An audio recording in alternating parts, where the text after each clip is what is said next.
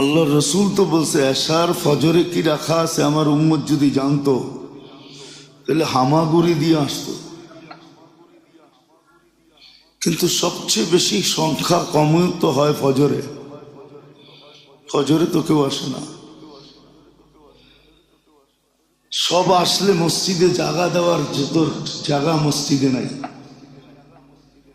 এই মহল্লারই যদি সব ফজরে আসে তাহলে এই মসজিদে সংকুলন হবে না।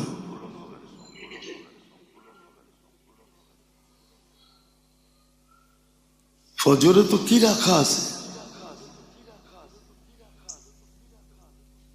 শুধু তো ফজরের নামাজ না, কিতাবে তো এটাও লেখা আছে ফজরের নামাজ যে পড়লো তার হাতে ইমানের ঝান্ডা দেওয়া হয়।